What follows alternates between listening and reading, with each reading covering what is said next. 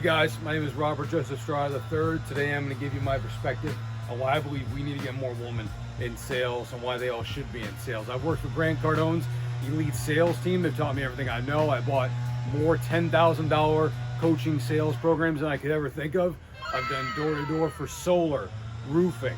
While I was doing solar, I got shot at 9 times, and I was actually interviewed by the news, was the most famous door-to-door guy once upon a time. So I want to go over my goal of the video. My goal, very simply, is to empower women in sales. I'm going over reasons why you should do it, my perspective on why they should do it, and to list their strengths.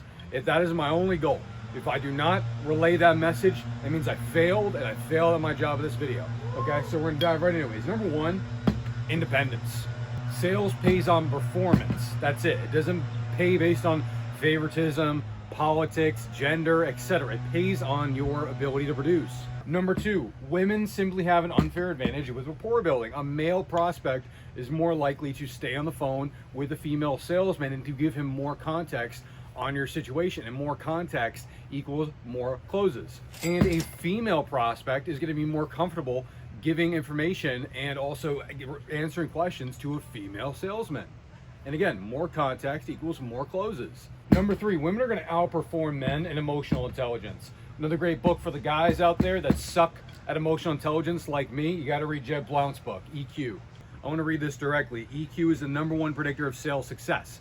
Women usually have better empathy, better listening, better intuition, better people reading skills, better follow-up consistency, and that's what makes them deadly closers, especially on cold calls, where connection is going to matter. Number 4, your age doesn't matter. In fact, if you are a little bit older or you're a bit younger, they could use both of those in your favor. It doesn't matter. If you are an older woman, whatever you consider older, shout out to my women that think they're older, but you're actually very young, okay? You can use that to your advantage times 10 in so many different ways.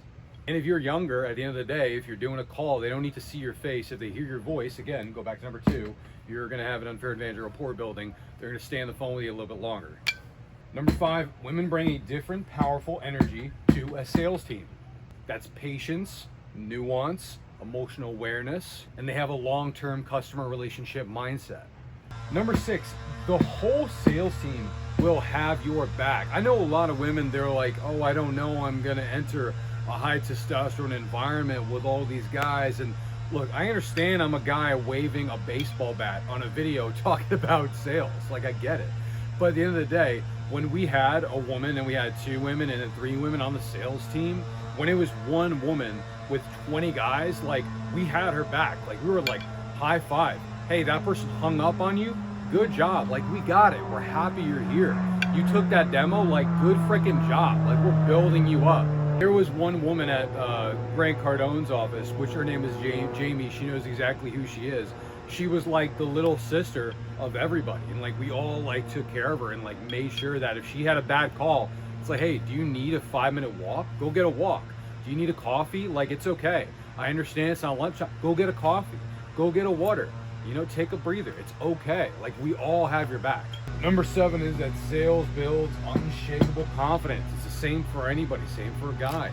You're going to learn to control conversations. You're going to learn to handle rejection. You're going to learn to communicate properly. You learn to set boundaries, to negotiate, to lead. Number 8 is going to break generational patterns, okay? A woman who learns how to sell, she's going to become financially free, less dependent on others, more independent. She's going to be more empowered, more respected, more choosy with her relationships.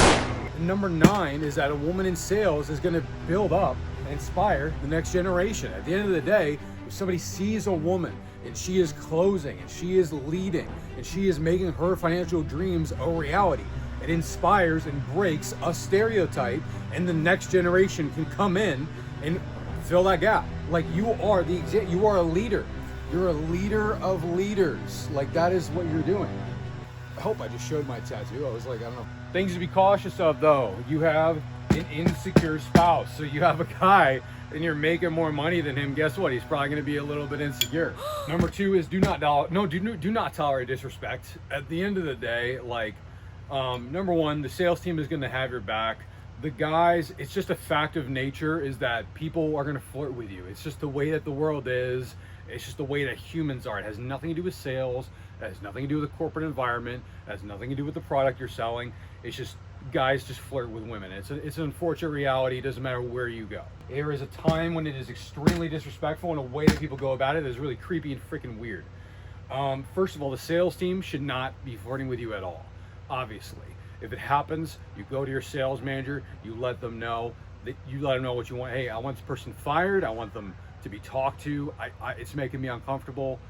Like, here's the situation. Here's what I want to see happen. Just don't tolerate disrespect. And then also, I've seen Jamie, like, I've had to take calls for her as her, manager, and like from dudes that were like just being really weird. And I had to intervene with dudes that are being really weird with her at an event, if she's telling people at an event. Or, we've had just guys that are just so, like, they're really weird, and they send like weird emails and weird texts. Like, you're gonna have to deal with that weird stuff. You know what I mean? Like, that's just a fact of being in sales, is you're gonna be selling to some weirdos. You're gonna be selling to some desperate dudes, okay? Number 3, don't fall into the people-pleasing trap. I'm gonna read this directly because I don't want to get this wrong. I want to make sure that I'm saying this the right way, the way I wrote it down. So, women are more, and by the way, this is the same thing that guys do.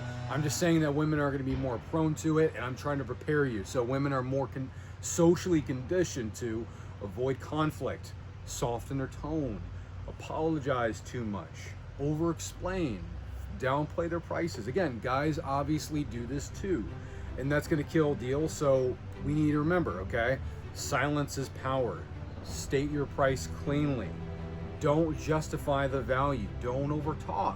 Clarity beats apologizing every single time, all right? And sales is going to give women the ability to walk away from anything toxic. A job, a partner, a situation, because you're not financially trapped. Number 4 is burnout. It is the exact same thing for guys, but I just want to make this point regardless, that even though we're all human, burnout is something you have to be aware of. When I was first getting started in sales, I'm a bit of an angrier individual, and that was really what kept me going at the very beginning. And a lot of women that I talk to, there's women that are very angry and they use women a lot, but guys, we're generally more likely to use anger a lot more. And that's why I brought up the points on the other side, that if I'm really like pushing through with my anger, burnout takes a little bit longer. But this is something that, again, we all have to be aware of because we're human, but I still want to put it up there nonetheless. Number 5, don't compare yourself. Authenticity, not imitation, okay? Again, I want to read. Many women, they feel pressure to sell the way men in their industry sell, which is louder, harder, more aggressive, okay?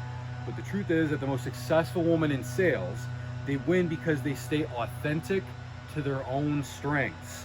It's not because they imitate somebody else's approach. You want to be authentic, be yourself, all right? You're not imitating. That's the most beautiful thing about sales, is that you own who you are and you develop yourself in the way you want to be to your most elite, confident self. So at the end of the day, this is going to be a part of the whole series. I really hope I hit it home with this one, with a baseball pun. I had to throw it in there. Please watch this video if you found this valuable. Subscribe, leave a comment. I will respond. I'll help you guys out. Thank you.